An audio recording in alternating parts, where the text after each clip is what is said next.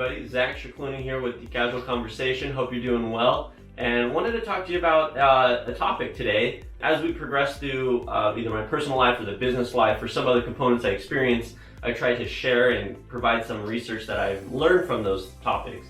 And so one of these topics we're going to be covering today is that of vinyl flooring and topics like that, laminate flooring. There's a whole slurry of different things that when we talk about floors, solid surfaces of some kind. So today we're going to be talking about an experience, again, most recently here in this year that this is being recorded in, trying to find the best deal, some of the better product, and again, not sponsored by anybody. This is just my honest research from what I have put through together. And so at this point, each person's goals are going to be unique. So is my flooring the flooring for you? No. Is your flooring the flooring for me? Maybe, maybe not, I don't know. But for my personal goals, again, this is where we talk about every time. Our personal goals is what's key. Whatever everyone else's goals are doesn't, so to say, matter. It's what's important to us. And in this case, my personal goal doesn't really affect anyone else except my immediate family. And so for my family and I, we've decided to go with a solid surface. Part of that for us is we do have dogs and pets, and so for us being able to keep things as clean as possible while having those animals is really our big goal. As well, we have a young toddler, so that being said, they're in and out of the house all the time, backyard, front, backyard, inside the house, backyard, inside the house, in and out all day long, shoes on, shoes off. So they're bringing in tons of debris, things like that. And those things, and from my experience, would just get wedged into carpet, and you wouldn't always quite get it until you ever, you got rid of the carpet removed entirely, or you got it deep cleaned. So for us, we lean toward solid surface, actually through the entire house, believe it or not. And again, it's just for ease. I'm actually asthmatic, believe it or not. I've had asthma all my life, and so that's something where I've learned by being able to have solid surfaces, it really has helped me respiratory-wise and over the long run, which has been nice. And that's why we're going the same direction. And so for us, the one thing we learned with our current home that we had solid surfaces in is just the type of surface that's on, either a laminate versus a vinyl kind of solid surface wood floor. They can ship really easy, the laminate stuff. And so having a toddler who's dropping toys and throwing toys and running around, tripping, things like that, or just moving furniture sometimes.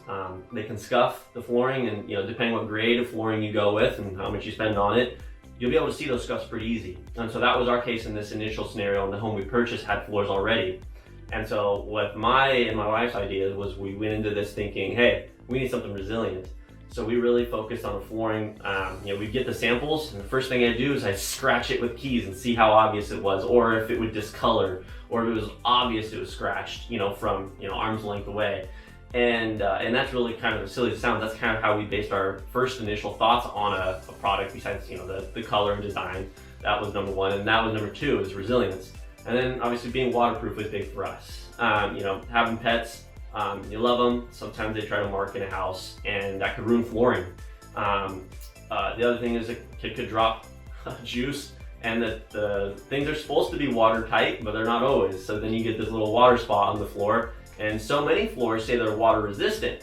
Well, the nuance to it, if you research it, is they're water resistant for so many hours. So you have to hope and pray that water or moisture evaporates in that time period. Otherwise, you might have an issue. And so that's why going for waterproof, plasticky vinyl-based flooring was more in line with what we were trying to do. The other thing was, some of those floors, they have the membranes installed right on the bottom, and the membrane is basically a barrier that keeps what's below out and what's above. And depending how well they lock, it can be a really good permanent barrier, or it can be a not so permanent barrier. And so we're willing to take the risk on the locking pre-installed membrane setups on these floors. That being said, there's ones where they recommend, or that they don't have it on the bottom of the material at all, and you have to do a separate layer. Again, for health reasons, to be able to keep things above and below separated, mildew, moisture from the concrete. If you're on a slab foundation, same thing, vice versa with wood. If you got wood seeping through the top of your floors, then it goes or water from the top seeps all the way through your laminate floors, potentially into cracks, and then it goes all the way to your wood. You might get mold trapped between there, mildew growing.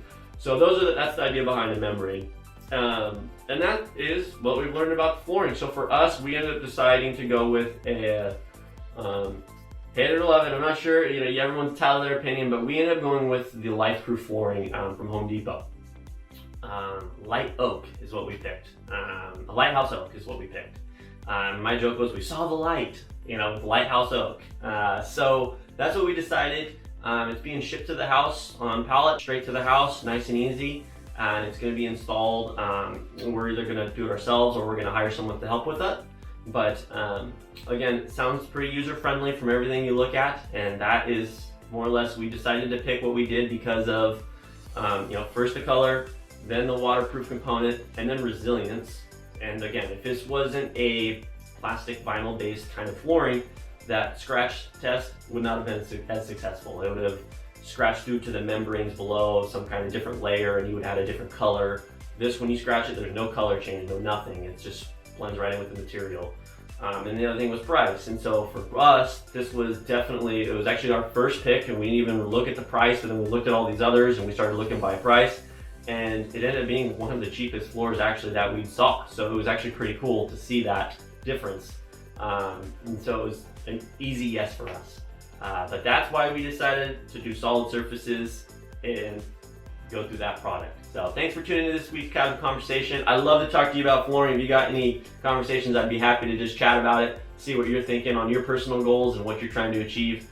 But if you know anybody that could value this information or what we bring through our Casual Conversation, please do like, comment, share this video to folks, and please do sign up for our monthly raffle by referring someone to us. And if you're new to us, please just sign up through the referral webpage, or just if you reach out to us, we'll make sure to enter you into that. If we haven't made conversation before, we'll enter you into that month's raffle.